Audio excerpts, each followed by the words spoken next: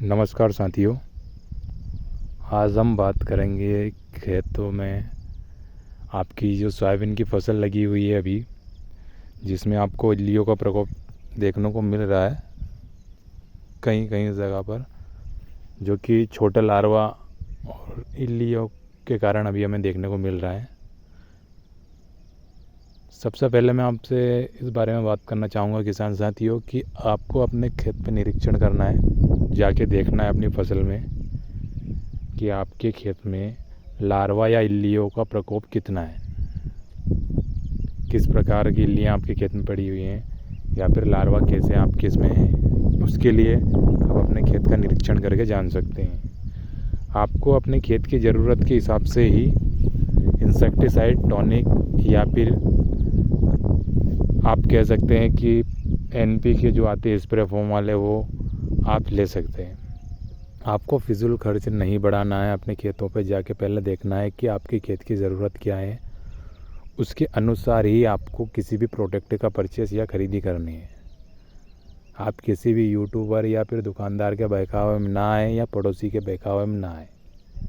पड़ोसी किस चीज़ का स्प्रे कर रहा है या फिर दुकानदार आपको क्या रिकमेंड कर रहा है, वो चीज़ें सही हो सकती है अपने जगह पर, लेकिन आपके खेत की ज़रूरत या आपके फसल की ज़रूरत क्या है, पहले उसको आपको जानना है। उसके बाद ही आपको किसी चीज़ का स्प्रे करना है। आपके खेत में यदि फसल की ग्रोथ अच्छी है, फूल आपको देखने को मिल रहे हैं या फिर ग्रोथ अच्छी है, तो फूल भी आपकी फसल में अच्छे आएंगे।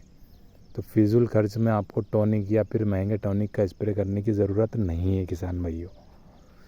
आपकी फसल में यदि खरपतवार नाशक स्प्रे करने के बाद अगर ग्रोथ रुक गई है फसल की या फिर ठीक से नहीं ग्रोथ कर पा रही है फसल, तभी आपको किसी प्रकार का टॉनिक या फिर PGR का यूज़ करना है, अन्यथा आपको नहीं करना है।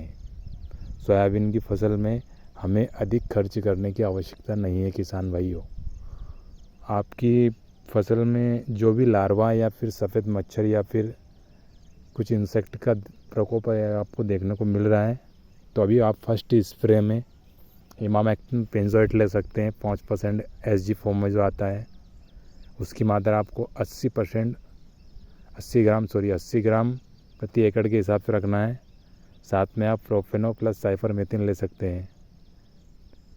यदि आप टॉनिक लेना चाहते हैं तो टॉनिक आपको अच्छी कंपनी का लेना है, लेकिन सस्ता, जो भी मार्केट में आपको सस्ता मिल जाए वही लेना है आपको, और देखना है कि जेन्युइन प्रोडक्ट लेना है।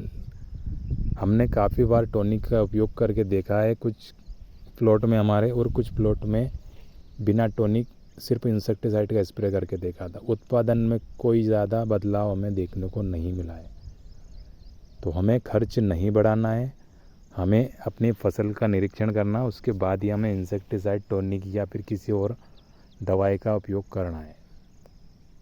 आपके खेत में यदि लार्वा या फिर इल्लियों का प्रकोप कम है तो आपको हल्के और सस्ते टेक्निकल का उपयोग करना, जैसे प्रोफेनो प्लस साइफरमेथ्रिन, इमामेक्टिन बेंजोएट, और भी कई सस्ते टेक्निकल आते हैं। स्पाइनोसेड भी आप ले सकते हैं, ट्रेसर का जो आता है, लेकिन वो थोड़ा महंगा हो जाता है, इसलिए आप इमामेक्टिन बेंजोएट और साइफरमेथ्रिन आप स्प्रे कर सकते हैं। काफ़ी अच्छा रिजल्ट आपको देखने को मिलेगा। यदि आपकी फसल 50 दिन से अधिक की हो चुकी है किसान भाइयों, या फिर 45 दिन से अधिक की हो सकती है, तो आपको थोड़ा एक हेवी टेक्निकल डालना है, क्योंकि उसके बाद आपको स्प्रे करने की आवश्यकता नहीं पड़ेगी। यदि आप 2 बार स्प्रे करना चाहते हैं तो आप फर्स्ट टाइम में थोड़ा सस्ता और हल्का टेक्निकल लें, क्योंकि अभी लार्वा और इल्लियों की जो अवस्था है वो काफ़ी छोटी है, तो इसमें आपको हल्के टेक्निकल काम कर देंगे।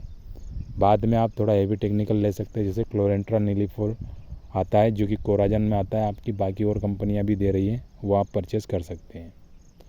आपको अपने खेत पे पहला निरीक्षण करना है, उसके बाद ही आपको किसी दवाई का स्प्रे करना है या फिर किसी दवाई को परचेज़ करना है। आप किसी और के बहकावे में ना आए।